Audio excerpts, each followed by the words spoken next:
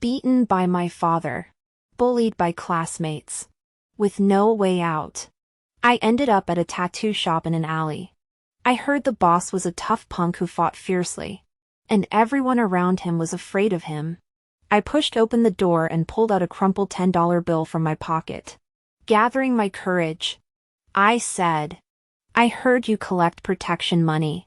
Can you protect me?" Amidst the smoke, the man smirked. "Who's the kid? You've got some guts." Later, he protected me for 10 years because of those $10. I met Chase Ocean when I was 14. Due to long-term malnutrition, I was short and skinny, looking much younger than my peers.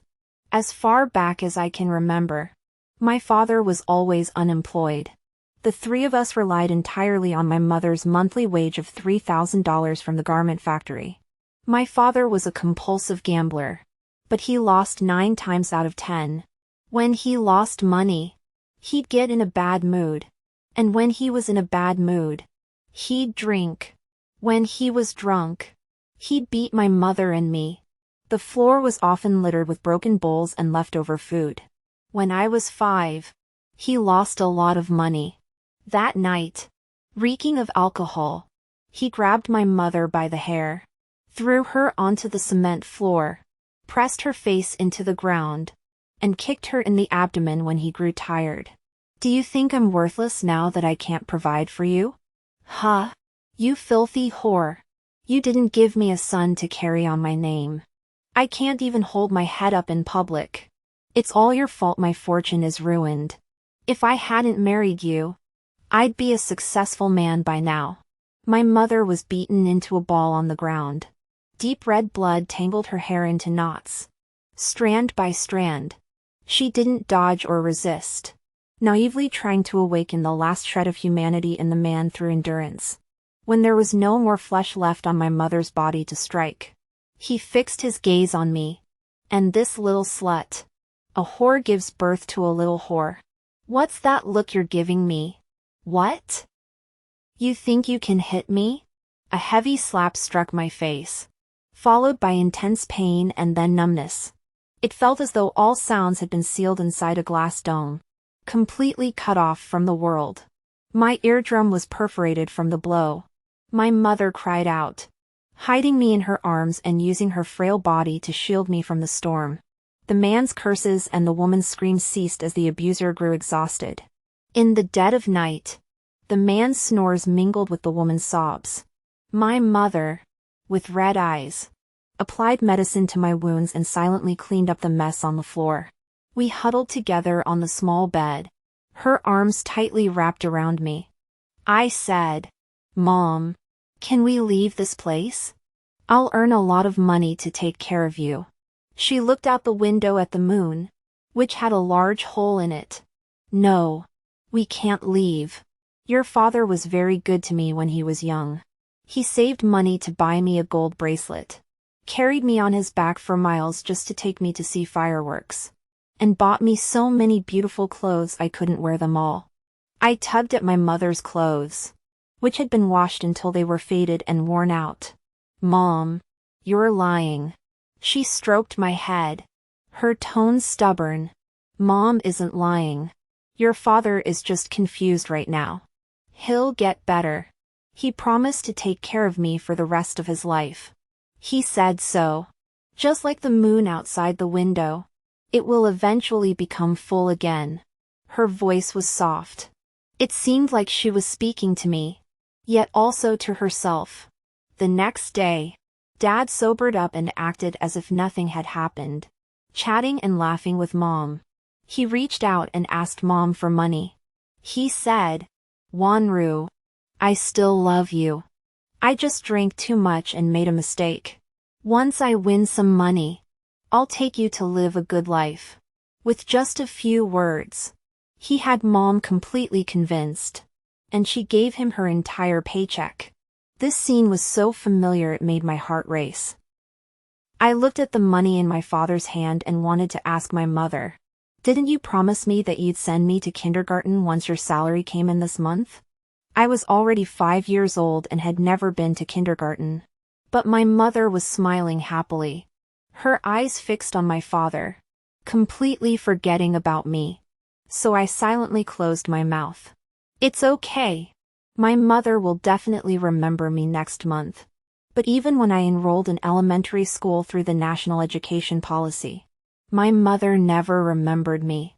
I missed out on the entire kindergarten experience.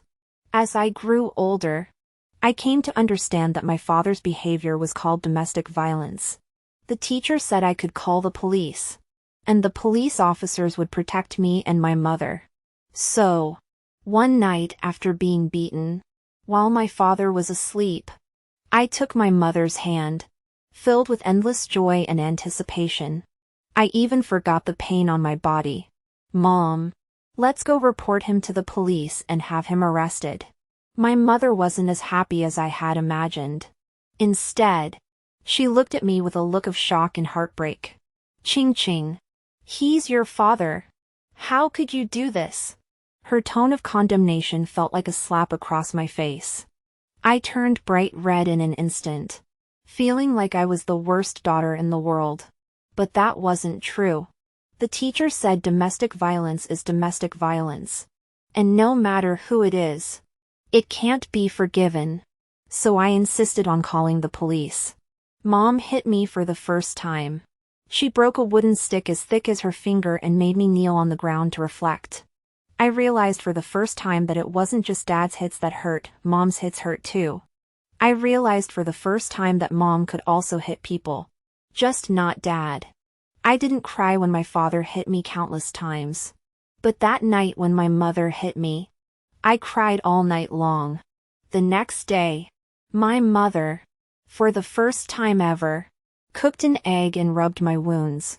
Usually, my mother would save the egg for my father to eat. I knew this was called hitting with a stick and then giving a sweet treat. Because that's how my father treated my mother. But I didn't like this mother. She made me feel utterly. When I was being beaten before, I longed to grow up, because then I could protect my mother. But as I grew older, I realized that growing up was a sad thing. It gradually shattered my illusions. The domestic violence kept repeating itself. Time and again. The forgiveness followed the same pattern. Time and again. I couldn't help but become numb, watching my mother cry herself to pieces one moment and then groveling for forgiveness the next. I thought I couldn't possibly be more disappointed than I was today. But behind the disappointment lay despair. When I was 11, my father beat me so badly that I broke a bone. No matter what she said, I insisted on calling the police. She knelt down crying, begging me not to, saying that if I called the police, she would kill herself. A mother kneeling before her daughter. I was nailed to the pillar of moral shame. There was no way out. No way back. Does she love me? I can't tell anymore. Perhaps she does. But her love for my father has almost drained her dry. What's left for me is barely enough. There were countless broken bowls in the house because we were struggling to make ends meet. My mother always kept the usable ones. She gave the best bowl to my father, the second best to me, and kept the one with the most cracks for herself. Later, there were more and more broken bowls, and she couldn't tell them apart anymore. Everyone held the same broken bowls. We lived our lives in the same miserable state. My father demanded more and more money, returning home each day in a worse mood, his hands growing heavier with each blow. Yet a few days later, my father suddenly looked radiant. Not only did he bring home a roasted chicken, but he also bought my mother a new dress. My mother thought spring had arrived. Little did she know that my father's words would plunge her into a harsh winter. He took her hand. Wanru, there's a big boss at our casino. He's rich and powerful. He admires you. If you wear this dress and accompany him to dinner tomorrow night. What do you say? Mom had always been very beautiful, renowned as the town's most stunning woman. Her smile froze on her face as she stared blankly into Dad's eyes. She spoke slowly. Just dinner? As if confirming something. Her father's eyes darted around, unable to meet hers. He said, "Wanru, please help me. Just this once. The big boss said he'll take me under his wing, and I can give you a good life." Her mother sat there, trembling so much she couldn't speak, like a puppet with its soul ripped out, aging 10 years in an instant. I had never seen her like this before. It was as if all hope had been extinguished. Dad thought she wouldn't agree, so he turned to her and shouted angrily, "You were screaming in my bed, weren't you? Why can't you do it for someone else? Damn it. You're not even worth the skin on Jean de Jong's wife's heel." I knew Jean de Jong's wife. She lived in the west end of town. My classmates said she was a prostitute. She was supporting her husband by selling herself. Mom was already crying uncontrollably, pulling Dad's sleeve to stop him from speaking. "I'll go. I'll go." That night, Dad dragged her aside and said many kind words to her. That night, his snoring was even louder. Mom hugged me and slept on the small bed in the storage room next door. She kept repeating, "He used to be good to me. He'll be good to me again, won't he?"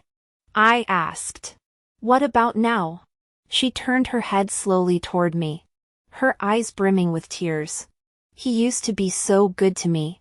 When you weren't around, he really was good to me. If it weren't for you, if it weren't for you." I didn't say anything, just looked at her deeply, my eyes filled with sorrow. I thought this heart of mine wouldn't hurt anymore. She suddenly snapped back to reality, realizing what she had said. She hugged me tightly and shook her head, explaining, "Ching Ching, Mom didn't mean that. Mom didn't mean that." She kept murmuring to herself until I fell asleep. The next afternoon, after school, there was no one at home. I pushed open the bedroom door. Mom was wearing a brand new white dress, lying quietly on the bed she shared with Dad. Her eyes closed. Their wedding photo hung on the wall above her head. Blood was dripping slowly from her wrist, almost dry. There was a pool of half-dried blood on the floor. Her body had stiffened.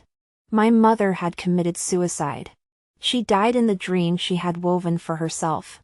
My father's heart had long been empty, but my mother always believed that it would bloom again next spring. In the end, her expectations were shattered, and it was she who died, both body and soul. A true apology is repayment and compensation. Verbal apologies are just a ploy to show remorse. So my father doesn't deserve to be forgiven. But my mother never listened. That year, I was 11, and I never had a mother again. From then on, the storms of life came crashing down on me. My father's anger was directed at me alone. No one held me while I slept, and no one called me Ching Ching anymore. The sweet scent of my mother was gone, replaced by the stench of smoke and alcohol throughout the house. After my mother left, my father not only didn't grieve, but instead cursed her for being ungrateful and didn't even give her a proper funeral. Every time he beat me with his fists after drinking, I would get up with a deep hatred for him. He hit me, so I called the police. I naively believed that calling the police would solve everything. But after being locked up for a few days, he came out even more enraged, beating me more brutally each time. He beat me until I vomited blood, until I temporarily lost my vision. In countless moments of dizziness and disorientation, I once thought I would die. Sadly, I didn't. Perhaps because he should have died before me. I hate him, but I hate myself even more. I hate myself for being so cowardly and unable to fight back. I hate myself for trembling uncontrollably whenever I see him. I hate myself for being afraid of something that isn't even human. This hatred is what keeps me clinging to life. My days are like a pile of mud. They reek of something repulsive. Because my family was poor, I had no mother to love me, no father to guide me. My grades were average, and I was quiet and reserved. I became the target of bullying in middle school. They treated me as a topic of conversation, isolating me while mocking me. Verbal abuse was no less brutal than physical violence. They didn't lay a hand on me, yet they still made me tremble all over. In class, when I answered questions, they looked down on me and said my voice was disgusting, deliberately speaking in a mocking tone. After class, when I went to the restroom, they talked loudly about me, saying my posture was strange and I was intentionally swaying my hips while walking. They stuck notes on my back, threw my homework, and gave me various nicknames to humiliate me. They laughed at me for dressing oddly, but they didn't know the fear, shame, and helplessness I felt when my breasts first began to develop. I didn't have a mother to teach me. I didn't know that girls my age wore bras. To save money, I wore my mother's underwear. School bullying doesn't discriminate between genders. Sitting next to the trash can in the classroom was a boy with intellectual disabilities. His family was poor, and like me, he was a commuter student. But he had a grandmother who loved him dearly. His clothes were always clean, though patched, and they smelled nice. Every day, his backpack contained eggs and rice balls his grandmother had cooked for him. If they showed any restraint toward me, they poured their malice and bullying onto him. Taking advantage of his innocence, they lured him into the bathroom and forced him to drink dirty water and urine. They called him the fool while stealing his only pocket money. They assigned him all the class chores and threatened him that he couldn't go home until he finished them. They said this was just friendly play among friends. He believed them. No one cared what his real name was, everyone called him the fool. So every morning, the fool's first task was to hand over his pocket money and cater to the whims of these bullies. He was too frugal to waste anything, even if they trampled his eggs and rice balls into a mess. He would eat every last crumb and return home covered in footprints. His grandmother, an elderly woman, could only earn extra money by collecting trash each day to give him more pocket money so he could live a little better. Why do I know this? Because I once encountered his grandmother while picking up trash. She was a kind-hearted old woman with a gentle gaze. Just like the fool. But kindness is often taken advantage of. I couldn't protect myself, so all I could do was shout, "The principal is coming!" when he was dragged into the men's restroom. Why didn't I call the teacher? Because the teacher didn't care. When he was covered in footprints, I helped him brush off the dust so he wouldn't look so dirty when he went home. After school in the winter, I helped him clean the classroom so he could go home first. Because it gets dark early, his grandmother would worry. He's different from me, no one is waiting for me at home. But someone is keeping a light on for him. A child without a safe haven doesn't look forward to going home. Over time, I realized he wasn't as dumb as he seemed. His name is Anchi. A very nice name. He knows who's good to him and who isn't. When I helped him, he'd say thank you. And the next day he'd bring me a breakfast snack. He had a sausage as a snack every day. He'd eat it before school. But later he'd bring it to school and share it with me secretly. Half for him, half for me. Because they all laughed at him for being dirty. He handed me the food with a cautious look in his eyes. He said, "I'm not dirty. This is clean. Don't look down on me." He said I was his best friend. The only friend in his class. He said if he didn't listen, they would go bully his grandmother. Because I was close to him, I became the second fool in the class. From then on, I was no longer called Amber Rivers, I was the fool frequently mentioned by them. They said the fool and the real fool were a perfect match. They said the two fools were in a premature romance. They wrote the fool's wife on the back of my homework. They asked me when I would marry that fool. They laughed wildly, like demons crawling out of hell. The good and evil of youth were clearly defined. In the second semester of 8th grade, our homeroom teacher changed to a young female teacher surnamed Lee. In her, I saw what the textbooks described as teaching with dedication and integrity. She was strict but fair. She meddled in everything. She held class meetings every week, emphasizing that any form of school violence was strictly prohibited. Reporting to her was effective. So, I no longer had to endure vulgar jokes. And Anchi no longer came home covered in bruises. He was very happy and said he would bring me a whole sausage the next day to thank me for reporting him. I said okay. And I would also bring him a small gift the next day. We were all celebrating the belated justice. Anchi loved the balloons sold at the south gate of the school, especially the ones shaped like lazy sheep. But his pocket money had been stolen, so he could only look but not buy. So the next day, I arrived at school early. With the money I had saved, I bought him 2 balloons that cost 5 yuan each. I waited for a long time. That spot remained empty. Until the homeroom teacher announced in a choked voice in the classroom, "Students, please be careful when crossing the road." This morning, Andy was tragically hit by a truck that ran a red light. The driver fled the scene, and Andy died on the spot. In an instant, all eyes turned to me. I sat there in a daze, my mind frozen, unable to think. When I came to my senses, I realized tears had already soaked my cheeks. He was fine yesterday. We hadn't even had a chance to celebrate. We hadn't even had a few good days yet. I hadn't given him the balloons he loved. I hadn't told him that he was my only true friend. How could everything be over so suddenly? His grandmother came to school to collect his belongings. The old woman's eyes were red and swollen, and her hands were trembling. I helped her load the items onto a tricycle. She couldn't stop crying, trembling as she pulled 2 warm sausages from her pocket and placed them in my hands.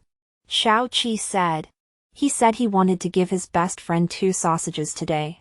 He's been talking about it since last night, asking me to remind him this morning. You're a good child. Thank you for taking care of Xiao Qi for so long. He hasn't had much luck in this life, leaving me, an old woman, behind.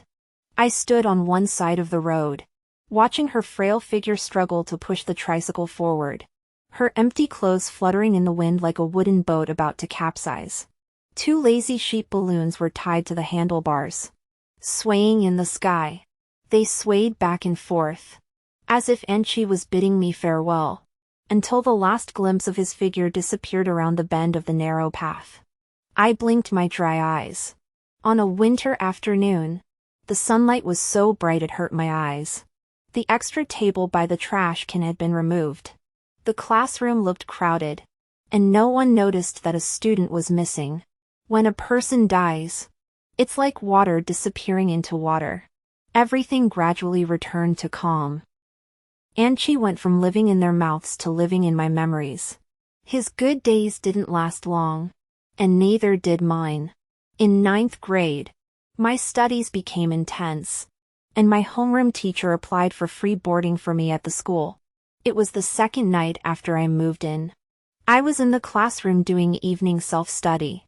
And Ms. Lee was analyzing math test papers at the front of the class. My father barged in, reeking of alcohol. "Where's that brat Amber Rivers?" It seemed he had lost money again and was in a bad mood, wanting to take it out on me. I gripped my pen tightly. Ms. Lee put down the test papers, looked stunned for a moment, then spoke calmly. "Parent, please step outside. Class is in session." Her serious tone must have hit a nerve. He swung his arm, sending everything on the desk crashing to the floor. His fingers nearly touched the teacher's forehead. "Dare you tell me to leave? Who do you think you are? You really think you're someone important?" He raised his hand as if to strike. Ms. Lee, though usually stern, was only in her early 20s. Facing such a bully, how could she not be afraid? Her chest was heaving violently, her fingertips digging into the edge of the desk, turning white from the force. This was Ms. Lee, the teacher I admired most. She would secretly give me stationery under the guise of encouragement. She would argue with the principal to secure a scholarship for me. When she saw me eating only cabbage for lunch, she would silently pick the chicken drumstick from her bowl and give it to me. She would constantly check on my situation in class, afraid that I might be treated unfairly. But now, she was being wronged because of me. In an instant, I didn't know where I found the courage, but I charged forward like a madwoman. I grabbed the teacher by the arm and stood in front of her. I screamed at my father to leave, calling him a beast. A loud slap landed on my face. The force was so strong that half my face went numb, and blood slowly seeped from the corner of my mouth. My ears rang repeatedly. The first thought that crossed my mind was, "Thank goodness. Thank goodness I blocked it. But the flowers I folded for the teacher in the drawer can't be given to her now." Today was Teacher's Day, but I felt like I didn't deserve to be her student. The beast was finally taken away by the security guard.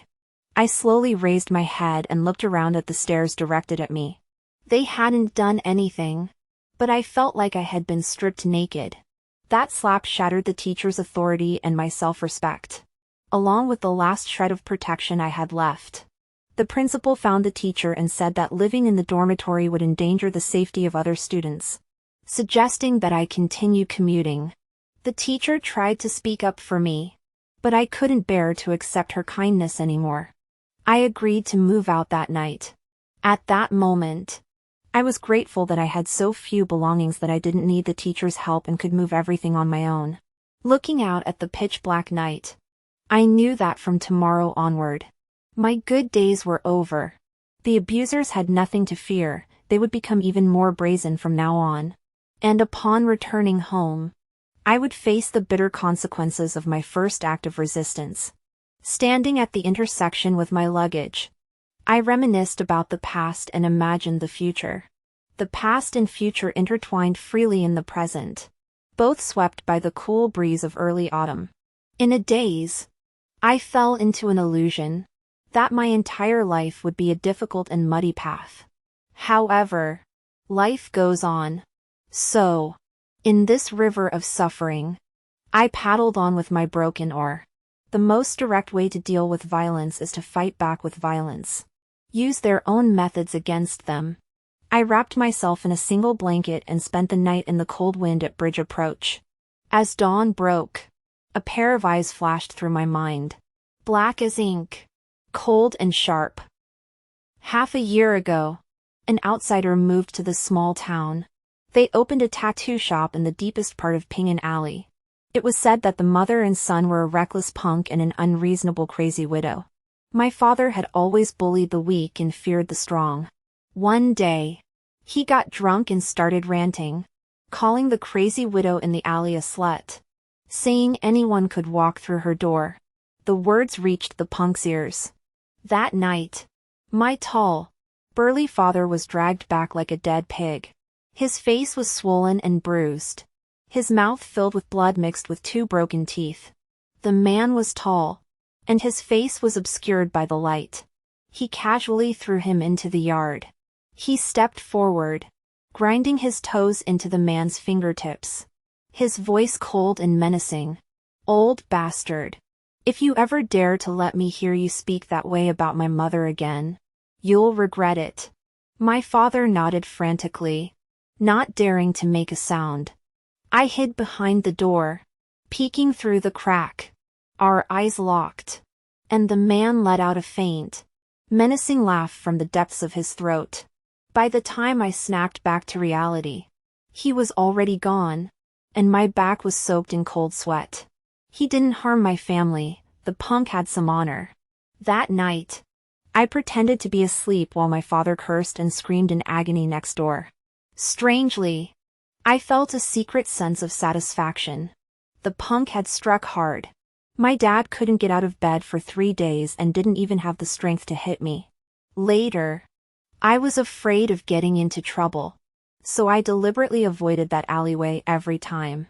I never had any contact with him again. I couldn't think of anyone else who could handle my dad except him. So, At dawn, half the sky was already lit up. I stepped into that alley for the first time.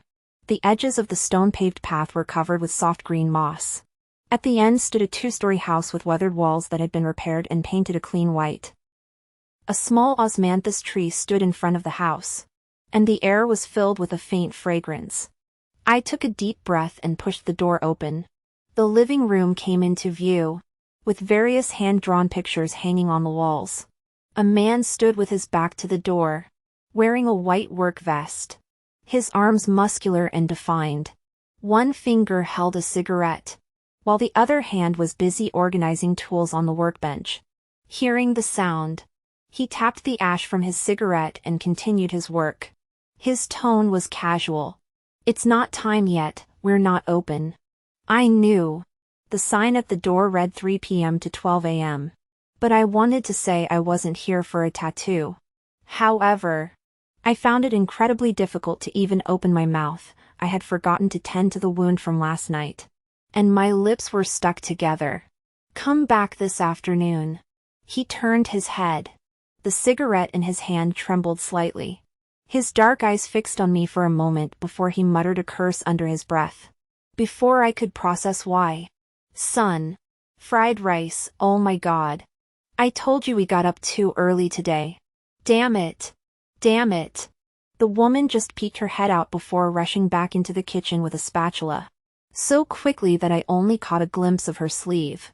Realizing something, a small mirror was held up in front of me. The man tapped his cheek, extinguished the cigarette, and looked like he didn't want to say more. I took it. In the mirror, a pale-faced girl with disheveled hair stared back at me. Her eyes were dark and sunken, yet her large eyes were wide open, half her face swollen, and there were dried bloodstains at the corners of her mouth. Her school uniform was red and white. It was still early morning. It looked downright terrifying. I hadn't been hit just now. I guess he has a good temper. And I was lucky. I awkwardly wiped my mouth. He reached out and picked up the leather jacket from the sofa, slipping it on in a few quick motions. "You don't need it this afternoon. I don't give tattoos to minors. Especially not to rebellious runaways." He had misunderstood. I shook my head and pulled out a crumpled $10 bill from my pocket. I placed it slowly on the table. "I heard you collect protection money. Can you protect me?" He gave me a casual glance. "Do I look like a gangster?" I mustered my courage and studied his appearance closely. He was surprisingly young. His eyebrows were sharp, and his long eyelashes were as thick as crow's wings. He was handsome, but also fierce, especially when he didn't show any emotion. He didn't just look like a gangster, he looked like a gangster boss. I thought this to myself, but before I knew it, the words slipped out of my mouth. He twisted his neck and snorted in laughter. "You're pretty bold. Who's your dad?" "Just the kid from the house at the very end of the street." He thought for a moment. "Thomas Stone is your dad?" It could be. Apparently finding it uncomfortable to talk to me while looking down, he turned and sat on the sofa. "You saw it that night too, didn't you?" "I hit your dad," he said, picking up the water glass on the table. "Are you going to hit me too?" I asked. "Do you deserve it?" he countered. I shook my head decisively. "My dad deserves it. Not me." He raised his eyelids slightly. "Then that's settled." He meant he wouldn't lay a hand on me. I don't know why, but I believed him. Seeing that the topic had strayed, I pushed the $10 on the table forward again. Perhaps I was too indifferent to the fact that my father had been beaten. Or perhaps I was too obsessed with seeking help from the person who had beaten my father. He looked surprised. "You don't hate me?" "I do.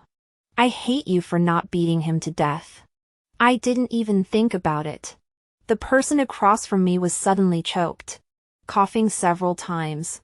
He gripped the cup. "No. How do you expect me to protect you? Beat my dad to death?" Half joking, half serious, He didn't even drink the water. Just place the cup on the table. You're not much of a man, but you sure have some nerve. I felt unsure, so I settled for the next best option. Then beat him until he's crippled. He rubbed his temples and said irritably, I can't take that job. I hadn't expected much anyway. But hearing the refusal still felt disappointing. My heart sank slowly, and I felt like I couldn't breathe. My head spinning. My vision grew blurry. The next moment, I collapsed forward. I faintly felt myself landing in a hasty embrace. The man laughed bitterly. Damn it. I ran into a scam artist first thing in the morning. Dazed and disoriented. It felt like I had slept for ages. The smell of disinfectant filled my nostrils. My lips felt cool, and the swelling had subsided. My right hand was gently held by a warm palm. With a hint of tenderness, whispering voices drifted to my ears.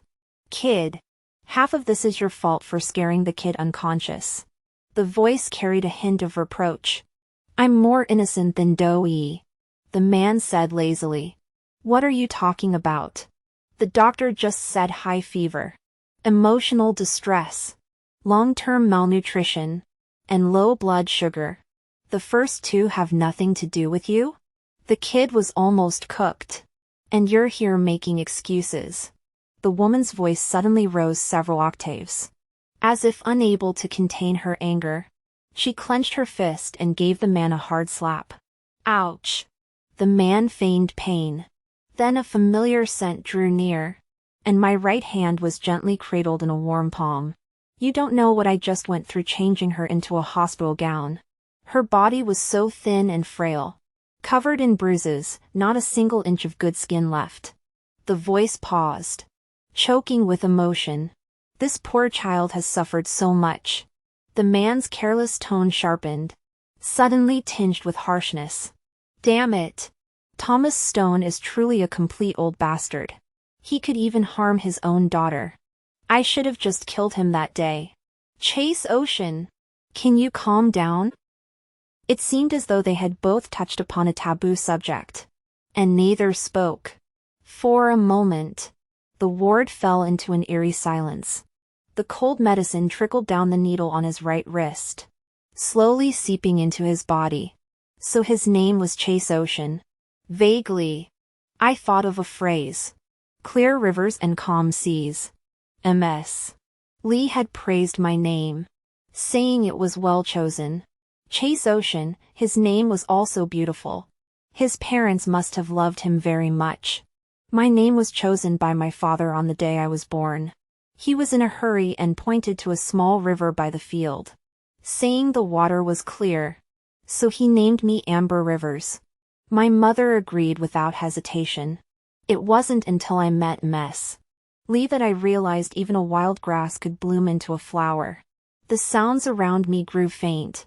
Under the influence of the medication, I fell asleep again. When I woke up again, it was already afternoon. Press down for a moment. Don't let it bleed. The last bottle of 4-drip was finished. The nurse pulled out the needle and called out to the man standing beside her. Chase Ocean casually pulled over a chair and sat down, pressing his rough fingers against the adhesive tape on the back of my hand. The pressure was neither too light nor too heavy. I tried to pull my hand back, wanting to do it myself. But when I opened my mouth, my throat was dry and bitter, and my voice was hoarse like a mute duck. He held my hand and handed me a paper cup from the bedside table. You should rest. Your voice sounds like it's been bombed. I couldn't argue. I took the cup with my left hand. I took a sip. The water was just the right temperature. Sweet and refreshing. It was sugar water. I slowly blinked, holding the sugar water in my mouth for a moment before swallowing it. It was just the two of us in the room, and we didn't know what to say. I lowered my head and drank it slowly, taking small sips. After a while, the man saw that it was about time and let go of my hand. Let's go get an X-ray of your ear. I instinctively looked up and shook my head. No need. The money in my piggy bank was barely enough to cover the cost of the 4. As for the checkup, that was too expensive, I couldn't afford it. After speaking for a while with a hoarse voice, the two of us stared at each other, confused. I finally remembered. So I used hand gestures and lip reading, afraid he wouldn't understand. After thinking for a while, he frowned. Wait. Are you putting on a silent movie? Mumble mumble. I can't understand. I panicked. I crossed my index finger and thumb, rubbed them together, pointed at myself, waved my hands, then pointed at him. That should be clear enough. I said I don't have money to give him. Seeing him finally get it, I breathed a sigh of relief. He said, "You said you wanted to give me your heart. But now you don't want to?" I choked. I couldn't get the words out. That's such a wild misunderstanding. All right. All right. Stop teasing the kid. The door opened, and that familiar female voice walked in. It was Chase Ocean's mother. I hadn't gotten a good look at her when we passed by earlier. Their features were actually quite similar, but she looked much more gentle and refined. Unlike Chase Ocean, who was so aggressive. She pushed Chase Ocean off the chair with a scowl. Was he teasing me? I took the opportunity to sneak a glance at him to confirm. The man looked away and rubbed his nose. What's the big deal? He really was. Aunt Jo placed the thermos on the table and opened it. The fragrant scent of rice porridge filled the room. She touched my forehead and smiled. Here. You just had a fever. Drink something light. We'll have something hearty later. I looked at the soft, creamy porridge in front of me. I swallowed hard and shook my head apologetically. I have nothing to give them in return. I have so little. How can you go a whole day without eating? Be a good boy and listen. I kept my head down, fidgeting with my hands and saying nothing. She sighed. Turning her head, she slapped Chase Ocean on the back. The sound was so loud it made me jump. It's all your fault. The poor child must be scared again because of you. Chase Ocean looked speechless and numb. Fine. Fine. It's my fault. I've done enough to fry a chicken. If she doesn't eat the porridge, you'll be the one who suffers. Aunt Jo nudged me with her lips. Ching ching. I hit him. Chase Ocean clicked his tongue. He picked up the bowl beside him. He stirred it with a spoon, then leaned in close. His sharp eyes held a hint of pleading. Ancestor. Eat. We have no grudge against each other. How can you let me take a few more hits and feel at ease? I couldn't help but laugh out loud. I took the bowl and ate it spoonful by spoonful. Eat slowly. No rush. Maybe the porridge was too hot. It burned my eyes. Tears slid down my cheeks to the corners of my mouth. Salty and bitter. I tried to hold them back. But I couldn't. How could I not understand their kindness? That's how they coaxed a 4-year-old child to eat at my neighbor's house. But I wasn't a child anymore. Even when I was a child, my mother never coaxed me to eat like that. My father hated girls and wouldn't let me sit at the table to eat. So I always picked some food and ate it alone in the corner. If I took 2 pieces of meat, his chopsticks would hit my hand, accusing me of being greedy and selfish. If my bowl was full, his palm would slap my face, calling me lazy and good for nothing. I always ate quickly, afraid that if I ate too slowly, my father would smash the bowl and I wouldn't get to eat. My mom used to brag to the neighbors about me, saying I never needed anyone to worry about me eating. Just like a little pig. She, though, only ever saw what she wanted to see. Tears fell like broken pearls.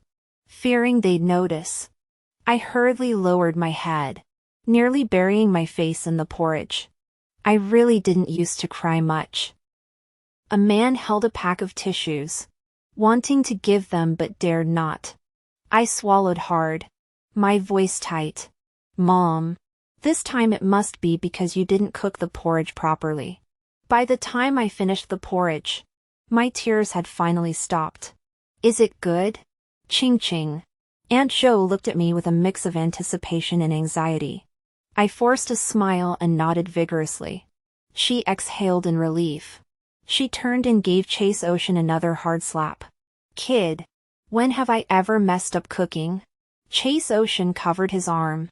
His eyes filled with resentment. I couldn't help but curve my lips into a smile, realizing it wasn't appropriate, and quickly suppressed it. The man's gaze swept over us with an unclear expression. Aunt Jo went to the bathroom and brought back a basin of water.